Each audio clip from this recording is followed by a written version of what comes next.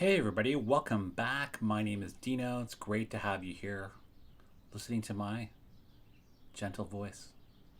And this sort of overview and exploration of Steven Pinker's mind over mass media, I'm just going to be discussing some of the major points from his article, pulling out a couple of key points. Man, look, I just can't. I would go to the next slide, but I'm looking into his eyes. I just can't. I can't hit the screen. I can't go to the next slide. I will. I will. Given that I'm Canadian, I wanted to express that Steven Pinker is a Canadian American cognitive psychologist. Go Canada. He's currently, as of the recording of this video, he's a Johnstone family professor of psychology at Harvard. His focus for his academic work is visual cognition and developmental linguistics. He was elected to the National Academy of Sciences. How about you? I haven't. Hopefully one day. Some of his previous plaudits. He was Times 2004 part of that list to the most influential people in the world, and he was also multiple times on Foreign Policy Magazine's Top 100 Global Thinkers. So he's a smarty pants, this Steven Pinker guy. Here's the first quote.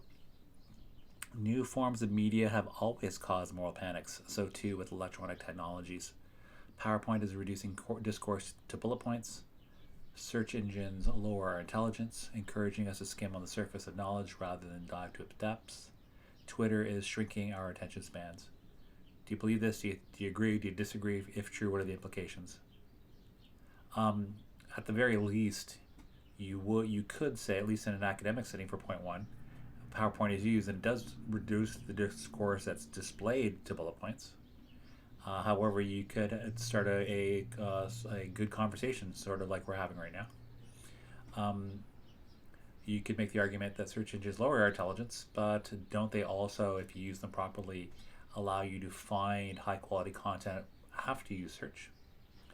And for Twitter, is it in fact shrinking our attention spans if it cues you to a great article or a great video, a great podcast, etc.?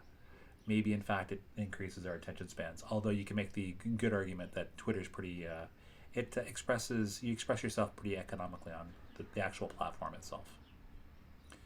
Another quote from Mind Over Mass Media. For a reality check today, take the state of science, which demands high levels of brain work and is measured by clear benchmarks of discovery. These days, scientists are never far from 1, their email, 2, rarely touch paper, and 3, cannot lecture without PowerPoint. If electronic media were hazardous to intelligence, the quality of science would be plummeting.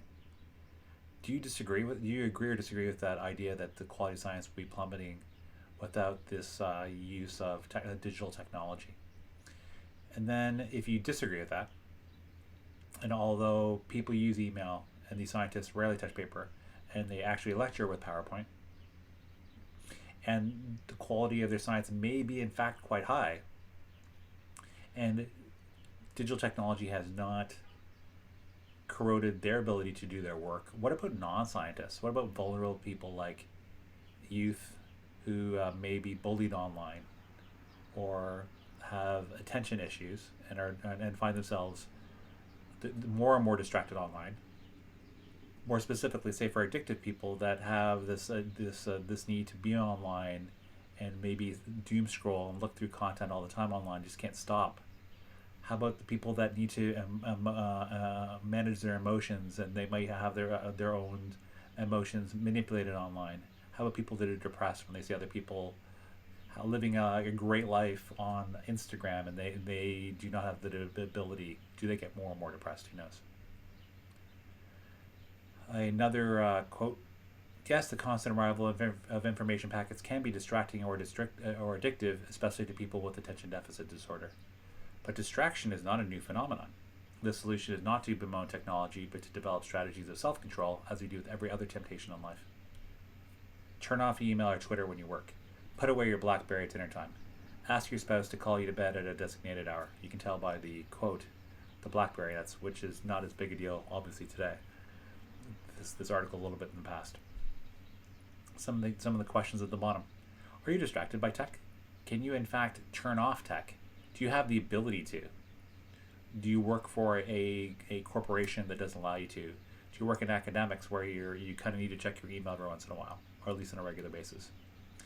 And I wonder, finally, when you get to vulnerable people who may be addictive, who may have problems with having regular relationships with people offline, maybe they go online to sort of quench their social thirsts. Do these vulnerable people, do they use strategies of self-control? Maybe they do, maybe they don't. Here's another quote. And to encourage intellectual depth, don't rail at PowerPoint or Google. It's not as if habits of deep reflection, thorough research, and rigorous reasoning ever came naturally to people. They must be acquired in special institutions, which we call universities, and maintained with constant upkeep, which we call analysis, criticism, and debate. This is, again, by a gentleman like Steven Pinker. Nothing against the guy. He's obviously a really smart guy, very articulate, very, very well-reasoned, who's obviously been quite successful in special institutions like universities. I wonder about regular folk. How should regular people develop positive habits online? Say for people that don't have the ability financially, intellectually, for whatever reason, maybe they're too busy working on a day job, can't afford to go to university. How do they develop positive habits online? How do vulnerable people develop habits of deep reflection, thorough research, and rigorous reasoning? And again, it feels like what Pinker is implying is that by having the ability to reflect deeply, do research, and reason rigorously as learned by university, what about people that don't have that ability? How do they cope with things like addiction online? How do they cope with this constant distraction online? Quote, the new media have caught on for a reason. Knowledge is increasing exponentially. Human brain power and waking hours are not. Fortunately, the internet and information technologies are helping us manage, search, and retrieve our collective intellectual output at different scales, from Twitter and previews to ebooks and online encyclopedias. Far from making us stupid, these technologies are the only things that will keep us smart. And as I push back a little bit against this quote is, how would you keep smart today? Say if you didn't have technology. Could you even, in fact, become smart without technology today? Are we so reliant on these digital tools of managing and searching for information that not doing those things, you can't even access the very information that's the fodder of day-to-day life? I wonder. If you want to do something in terms of sort of forwarding your learning and making it a bit deeper, I call this exercise Raising a Digital Child Today. This is one of the quotes from Pinker's article, it's a 2010 article. Technologies are the only things that will keep us smart. That's one of his quotes. From that, my prompt for you is, it's something to consider. How would you raise a child given tech's influence? I number these things 1, 2, and 3. What are the opportunities that technology gives you?